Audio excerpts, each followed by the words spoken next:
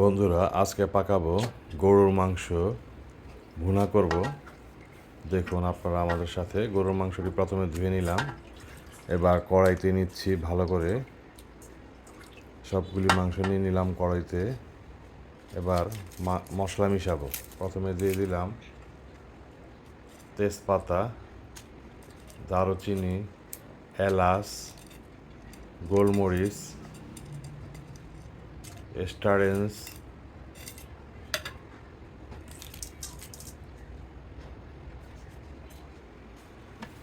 এবার দিয়ে দিব পরিমাণ মতো লবণ।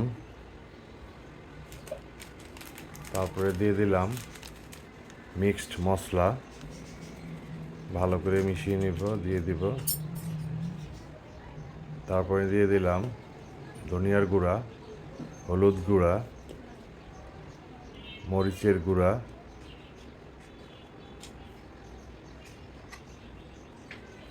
গোলমরিচ গুঁড়া, আদা বাটা, রসুন বাটা পরিমাণ মতো। তারপর পরিমাণ মতো পেঁয়াজ দিয়ে দেব। তারপরে দিয়ে দিলাম সরিষার তেল পরিমাণ মতো।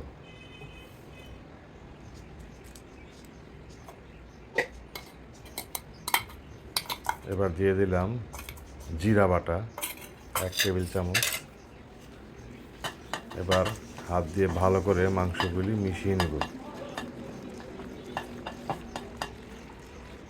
ভালো করে মাংসগুলি মিশিয়ে নেব যাতে মশলাগুলি একেবারে সবগুলোর সাথে লেগে যায়। সুন্দর করে মাখাবো।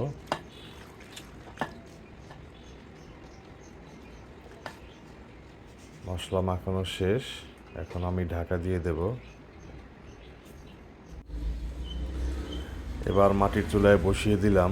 মাটির চুলায় রান্নার মজাই আলাদা এবং খাবারও খুব সুস্বাদু হয়।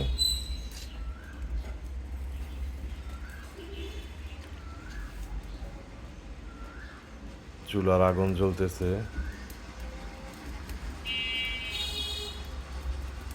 ধোঁয়া উঠতেছে, ভালোই লাগতেছে। এবার ঢাকাটা উঠিয়ে মাংসটা একটু নেড়ে চেড়ে দিব।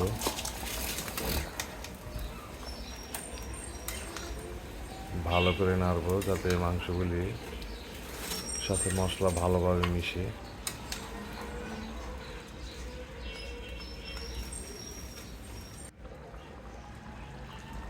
আবার ঢাকা উঠিয়ে দিলাম, আবার নেড়ে চেড়ে দিব।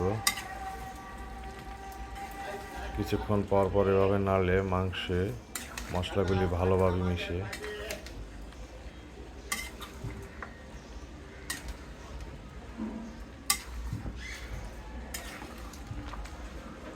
মাংসের গন্ধটা সেরকম লাগছে।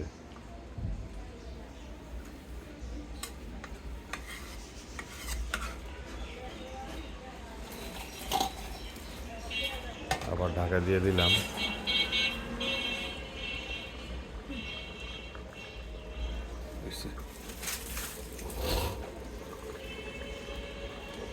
আগুন জ্বলতেছে,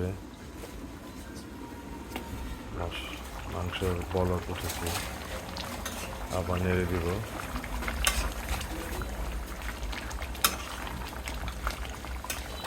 মোটামুটি সেদ্ধ হয়ে আসছে।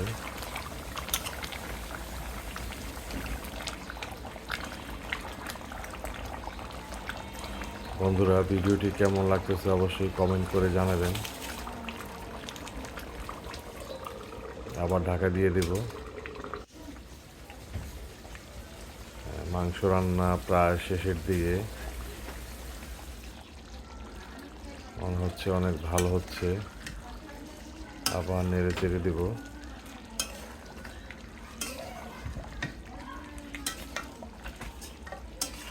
ভালো করে নেড়ে দিলাম।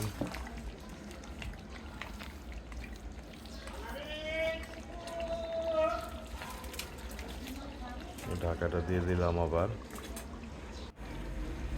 মাংস হয়ে গেছে, খাওয়ার জন্য রেডি।